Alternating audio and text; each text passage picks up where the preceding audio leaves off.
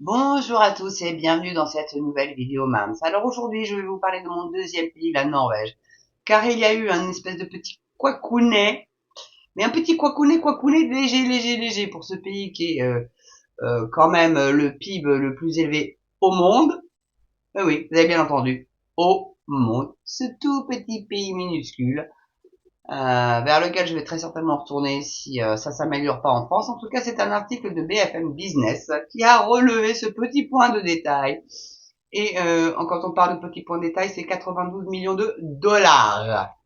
Donc, c'est franchement un truc absolument de dingo. Donc, c'est un article qui a été écrit par Alexandra Paget le 14 février 2024. La pauvre, elle a pas fêté la Saint-Valentin. Donc, il titre comme ça. Ces choses-là arrivent. Cette bourde sur Excel a coûté 92 millions de dollars au fonds souverain norvégien. Donc là, on parle du fonds du roi. Parce qu'ils ont un roi et une reine. Bon. Donc les fonds souverains norvégiens, le plus grand fonds au monde, a révélé au Financial Times avoir perdu environ 92 millions de dollars en 2023 à cause d'une erreur minime sur un tableur Excel. Alors, il a dû y avoir une virgule de mal placée, un truc de dingue. Enfin, c'est une erreur humaine, je pense. Hein. Donc, c'est ce qu'ils disent. Tiens, une virgule mal placée et ce sont presque 100 millions d'euros qui sont partis en fumée. C'est ce qui est arrivé au plus puissant des fonds du monde. Le fonds souverain norvégien contrôle environ 1,5% de la capitalisation boursière mondiale, gère près de 1,5 milliard de dollars d'actifs et est présent dans 9000 entreprises. Ce petit pays, des petits pays. Quand je dis ADME, à Malte, des couilles plaquées or, en Norvège, des couilles en or massif. Je sais pas le jour où il m'écoutera, mais bon, il a froid, il est frileux, le garçon. Pas grave. Mais bon, idiotie. Enfin bref, c'est pas grave. Pas lui en vouloir, il aime pas avoir froid. Donc ce niveau, n'importe quel mouvement, même infime dans ses capitaux, prend des allures de tsunami. Une petite erreur de décimale. L'année dernière, en février, les fonds souverains norvégiens découvrent une erreur dans le calcul d'un indice financier. Lorsque la bourde est découverte, elle est immédiatement corrigée. Mais en raison de la taille du fonds, l'incident prend des proportions énormes, presque 2 fois les pertes opérationnelles et accidentelles cumulées subies par le fonds souverain norvégien de 2010 à 2020. C'est un bon exemple de la façon dont même de minuscules imprécisions opérationnelles peuvent avoir des conséquences colossales lorsque vous gérez l'un des plus grands pools de capitaux au monde, déclare Norges Bank Investment Management. Et d'ailleurs, c'est les mêmes sur cette vidéo que j'ai fait sur le pool ukrainien.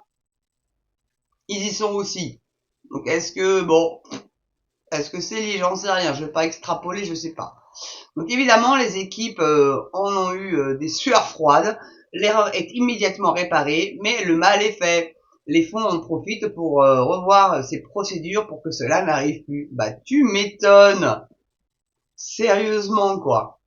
Très vite, l'auteur de l'erreur de calcul et sa hiérarchie ont simplement reçu un mail du grand patron du fonds, Nikolai Tangen, pour les rassurer. Le message se terminait ainsi.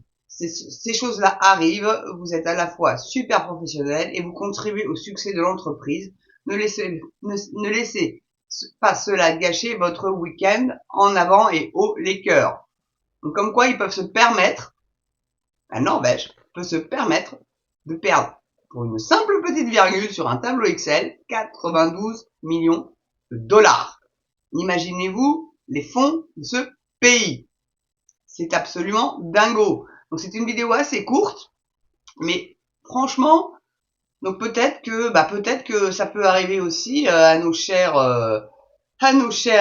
gestionnaires français. Hein, allez savoir, c'est peut-être comme ça que l'argent part, on sait pas. Mais là, j'ai trouvé vraiment, puis c'est mon pays de cœur réellement, la Norvège. Je vous cache pas que ancienne hôtesse de l'air France, je vais peut-être aller postuler à la SAS, hein, le Scandinavian Airline System, parce que je l'avais déjà fait, hein, mais j'avais 20 ans et j'étais trop jeune. Et j'ai une copine là qui a mon âge et qui a été prise à la SAS. Donc me dit bah Marie, écoute, vas-y, fonce. Hein, s'il m'autorise à rester quand même vivre en France, à me payer les transports pour aller à l'aéroport le plus proche, je sais pas, parce que j'ai envie de rester quand même en Normandie, surtout dans le département de la Manche, qui est entre parenthèses, le département le plus sécurisé de France. Non mais venez pas, foutez-nous la paix, hein, voilà, on est bien entre Normands, entre Manchois.